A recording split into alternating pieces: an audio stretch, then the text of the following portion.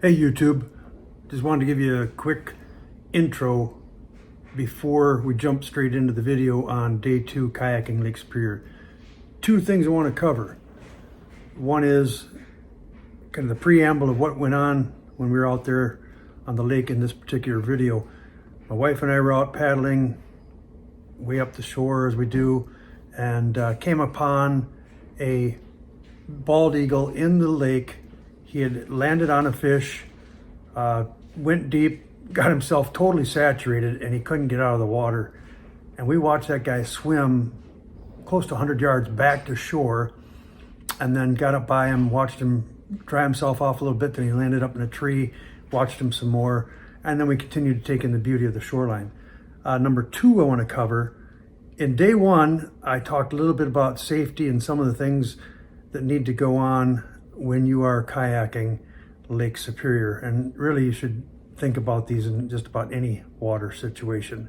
The reason I mention it is because the most of the day yesterday and a good part of this morning, we listened to helicopters, planes, and boats searching for the body of a dead man who was in a kayak right up where we saw the bald eagle. We did not find his kayak or anything like that, but thank God. But the guy didn't take basic safety precautions. I mean, come on, this is Lake Superior. You don't mess up. You don't take chances. Number one, he didn't even have his life jacket on. I mean, are you kidding me? People think you're just gonna flop over in the water in Lake Superior and just go, oh, it's wonderful. No, it's blasted cold, man. It'll set in hypothermia so fast it'll make your head spin, especially if you're out any distance from shore whatsoever. And I talk about surface temperature in some of the videos, but that's surface temperature. Your body is down below the surface. That water is 40, 45 degrees.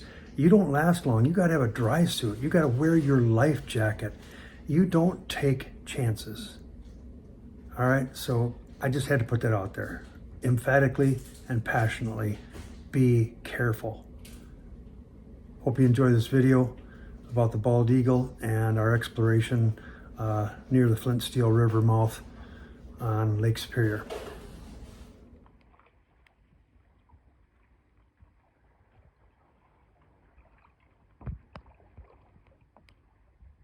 Hey YouTube, Ranger Reno, out for a night paddle with my beautiful wife, Mrs. Ranger, and coming up on this brownstone cliff, right up ahead on the very point. You might be able to see him.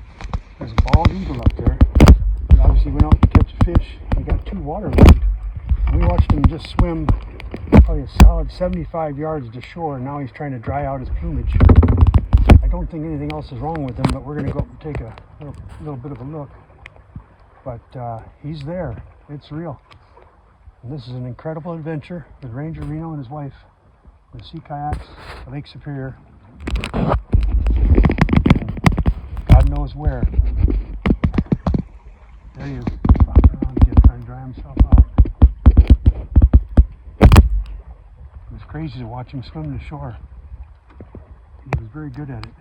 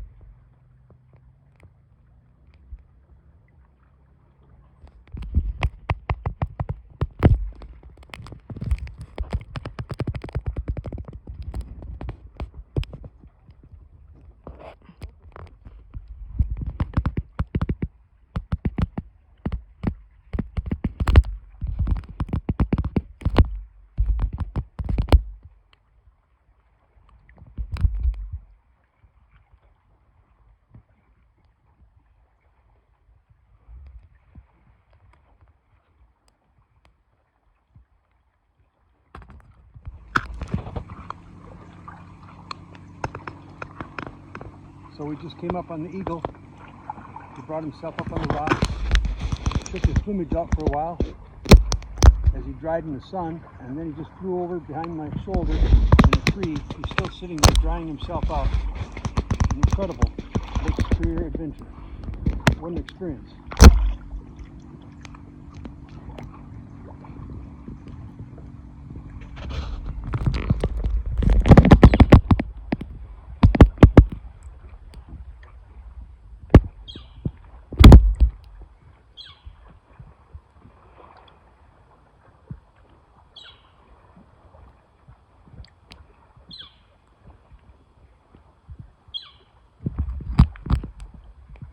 Okay, Ranger Reno just checking in one last time. Mrs. Ranger and I came up upon this beautiful sedimentary rock ledge behind us. Drops off quickly to a mix of rock and sand, but no danger here in the shallower water. It's just been a phenomenal night watching the eagle rescue himself from the water, and now we got 4 mile paddle back to the west to our camp for the night. And let's demonstrate the sculling stroke. All right, Ranger Reno, over and out. Well, Mrs. Ranger and I came up close to this obviously sedimentary formation of brownstone and whatever the other one is, but wow, it is just absolutely beautiful. Drops off pretty quick right alongside of it to about 7 or 8 feet deep, and then turns into sand and a mix of rocks going out deeper. But talk about eye candy. Between that and the eagle that we saw, this has been one phenomenal night on the water. The sun is still really high. It's past 8 o'clock at night, but we're very far north, so the summer days are still very long. The sun doesn't even set till 10 o'clock at night. This is awesome. Glad you could come along. Ranger Reno, over and out.